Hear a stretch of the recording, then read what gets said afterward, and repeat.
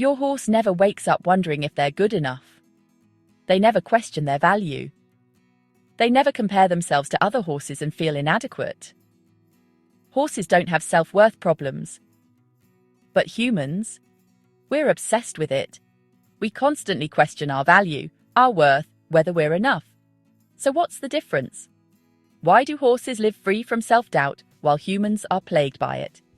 And what can neuroscience teach us about why this matters for how we interact with our horses? In the next 10 minutes, I'm going to show you the neurological reason horses don't experience self-worth issues, why humans developed this capacity, and how understanding this difference can completely transform your relationship with your horse. To understand why horses don't have self-worth problems, we first need to understand what self-worth actually is. Self-worth requires two things. First, a concept of self, an awareness that you exist as a separate entity with a past, present, and future. And second, the ability to evaluate that self, to judge whether you're good or bad, worthy or unworthy. Scientists test for self-awareness using something called the mirror self-recognition test. You put a mark on an animal while they're asleep, then show them a mirror. If they try to remove the mark from themselves rather than touching the mirror, they recognize that the reflection is them. Great apes pass this test. So do elephants, dolphins, and even magpies. But horses? Horses don't pass the mirror test. They show no evidence of recognizing themselves in a reflection. When horses see their reflection, they typically respond as if it's another horse. They might investigate it, they might display social behaviors toward it, but they don't recognize it as themselves. Now, this doesn't mean horses aren't intelligent. They absolutely are. They have incredible memory, sophisticated social cognition, and complex emotional lives. But they don't appear to have what neuroscientists call a narrative self, a story they tell themselves about who they are. So what's different about humans? The answer lies in our prefrontal cortex, specifically the medial prefrontal cortex.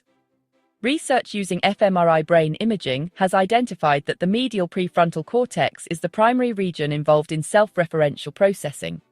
This is the part of your brain that activates when you think about yourself, evaluate yourself, or imagine how others perceive you.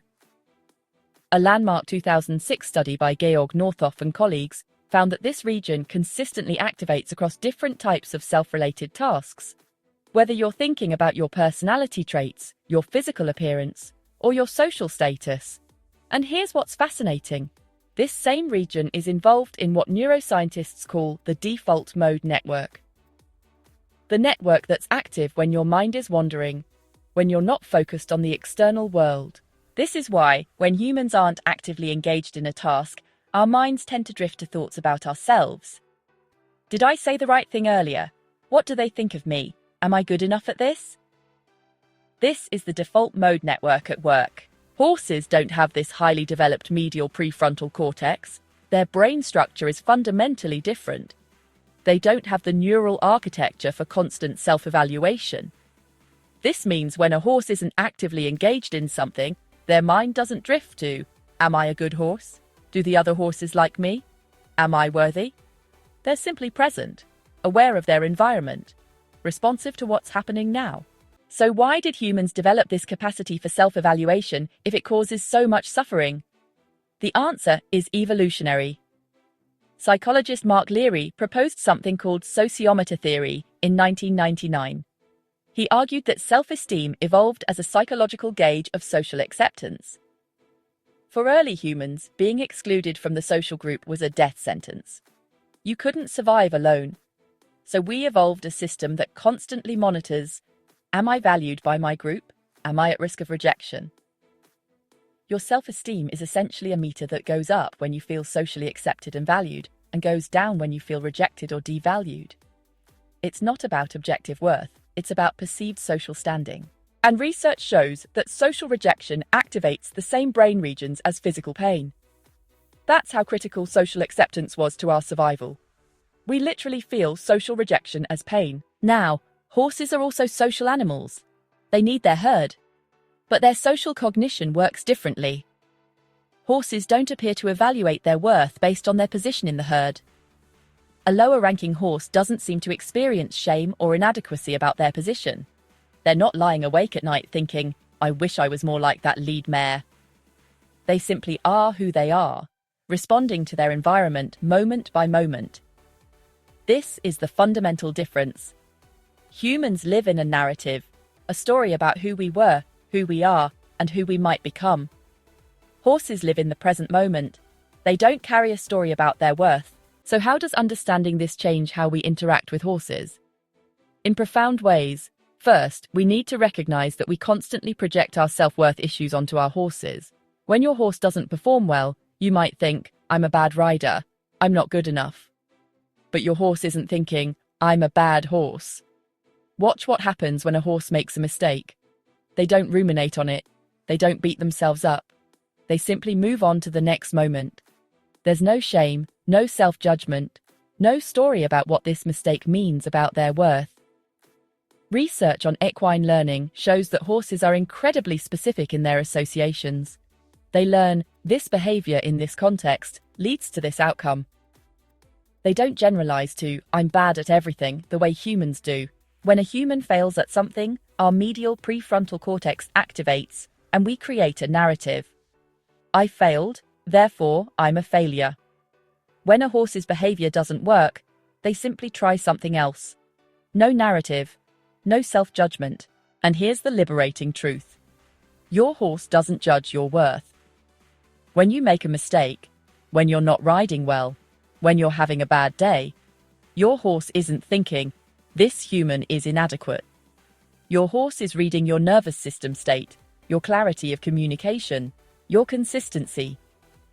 But they're not evaluating your worth as a person. They don't have the neural architecture for that kind of judgment. This is why horses can be so healing for humans. They offer something incredibly rare: presence without judgment.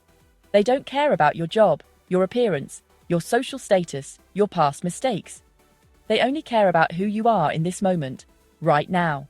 So, what can horses teach us about self-worth? They can't teach us to turn off our medial prefrontal cortex. That's not possible. But they can teach us something else. They can teach us to shift from narrative to presence. To move from the story we tell ourselves about our worth to simply being present in this moment. Research on mindfulness meditation shows that practices that cultivate present moment awareness actually reduce activity in the default mode network, that self-referential thinking system. When experienced meditators are in a state of present moment awareness, their medial prefrontal cortex shows reduced activity. They're temporarily less caught in the narrative of self. And this is what horses naturally invite us into. Because horses live in the present moment, being with them pulls us out of our narrative and into now. Not, am I good enough, but what is happening right now?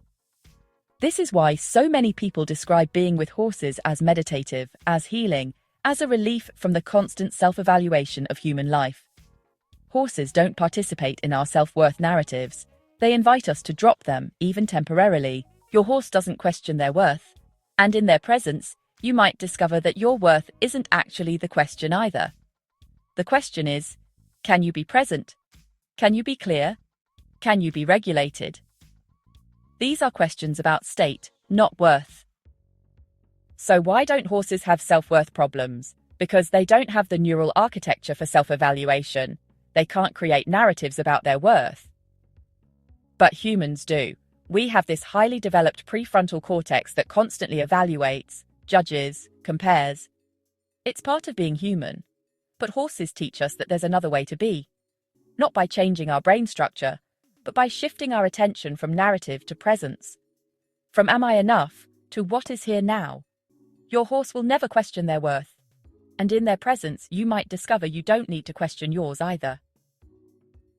If this video helped you understand your horse, or even yourself, a little better, share it and subscribe to the channel. Every week we explore the fascinating world of horses and the quiet lessons they teach us.